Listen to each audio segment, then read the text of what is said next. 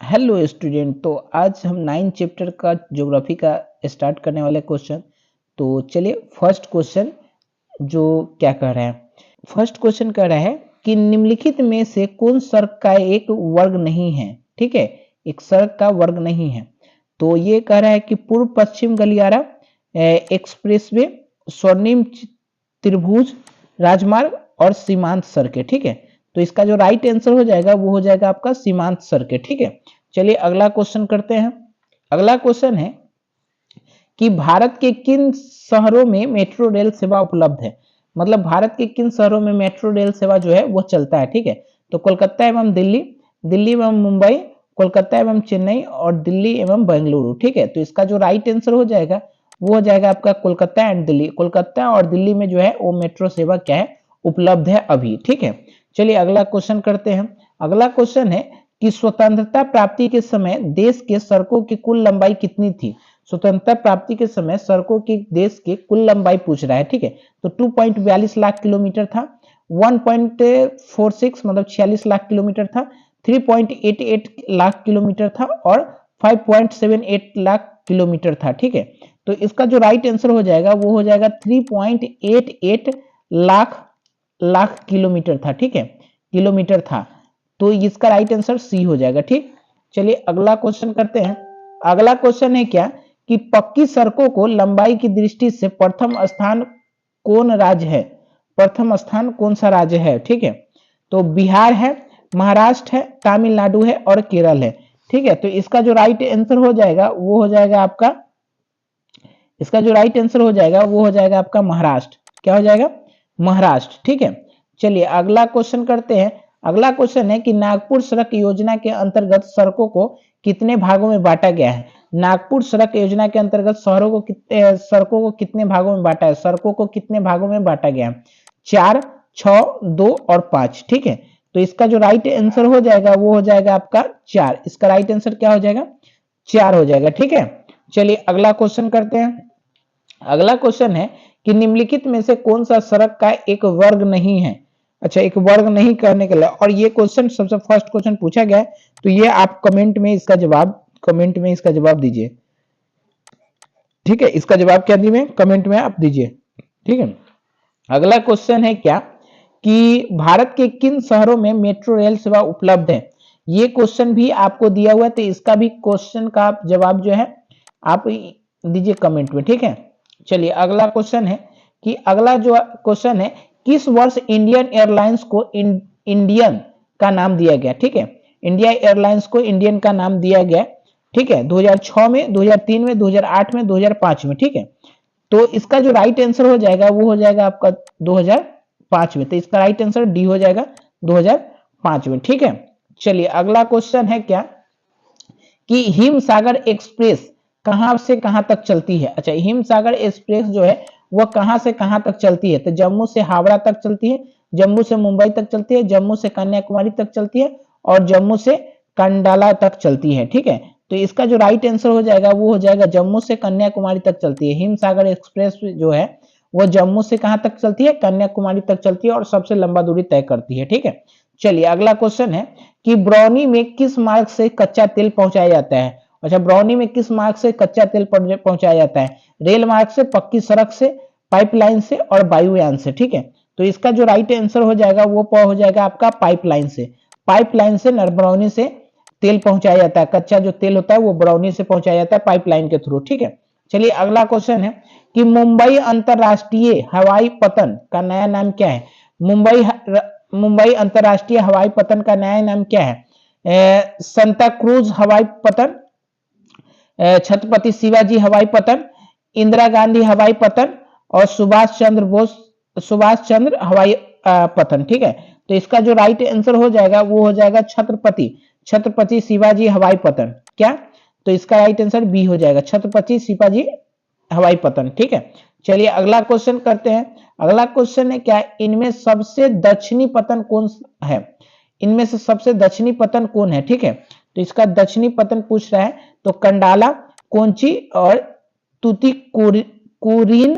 ठीक है, पारादीप। ठीक है, तो इसका जो राइट आंसर हो जाएगा वो हो जाएगा तुतीकोरिन। ठीक है, इसका राइट आंसर क्या हो जाएगा, तुतीकोरिन। ठीक है। चलिए अगला क्वेश्चन करते हैं। चलिए अगला क्वेश्चन करते हैं।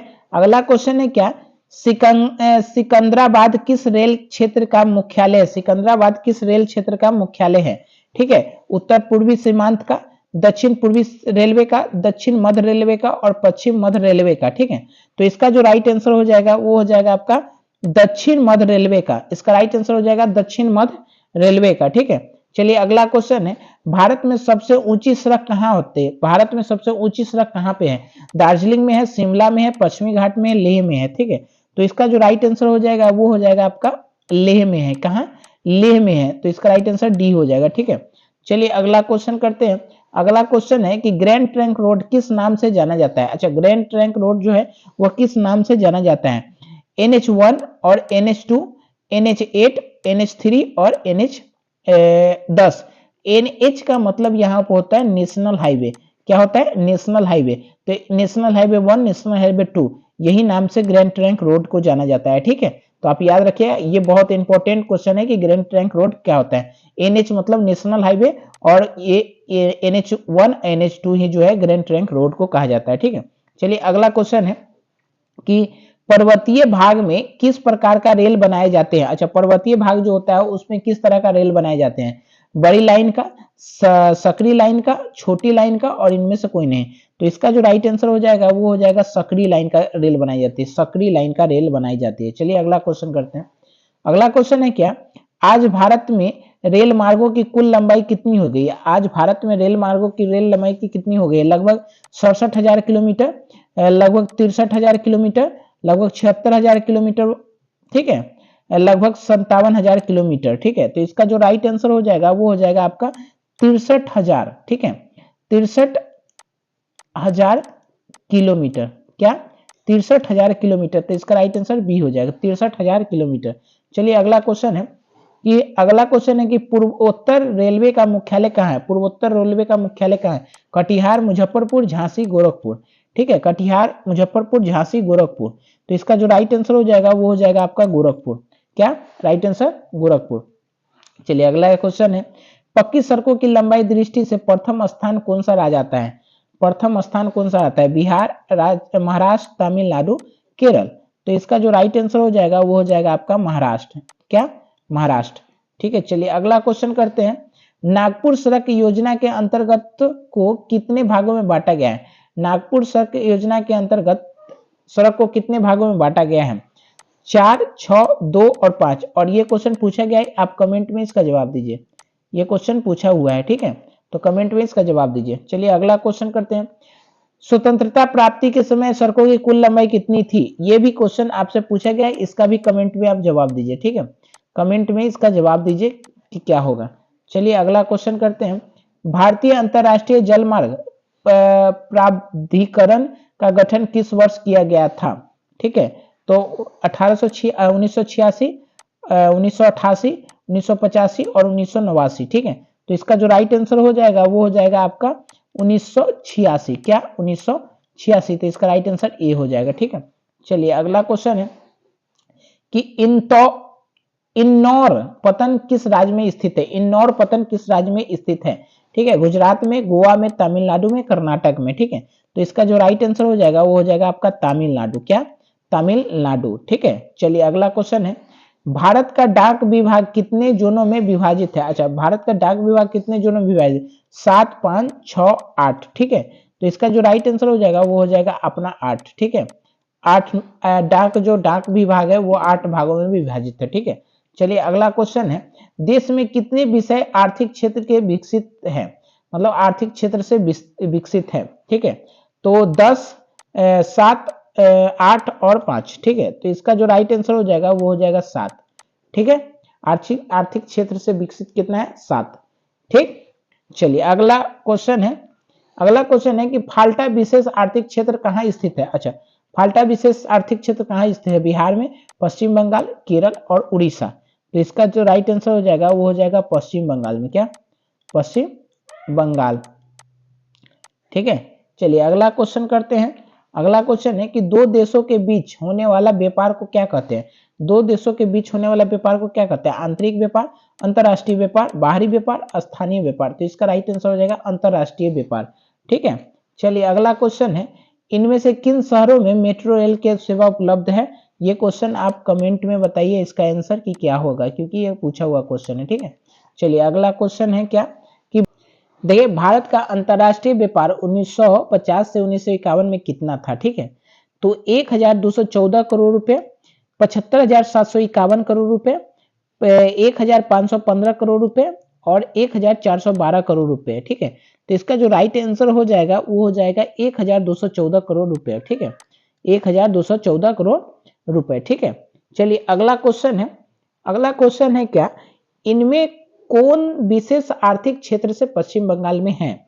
विशेष आर्थिक क्षेत्र से पश्चिम बंगाल में है फाल्टा, सूरत, सांता क्रूज और नोएडा। ठीक है, तो इसका जो राइट आंसर हो जाएगा वो हो जाएगा आपका फाल्टा। क्या? फाल्टा। ठीक है, चलिए अगला क्वेश्चन है कि बंगाल गजट का प्रकाशन किस वर्ष हुआ था? बंगाल गजट का प्रकाशन किस वर्ष हुआ था? ठीक है, तो 1780 ईस्वी में, 1880, 1980 और इनमें से कोई नहीं।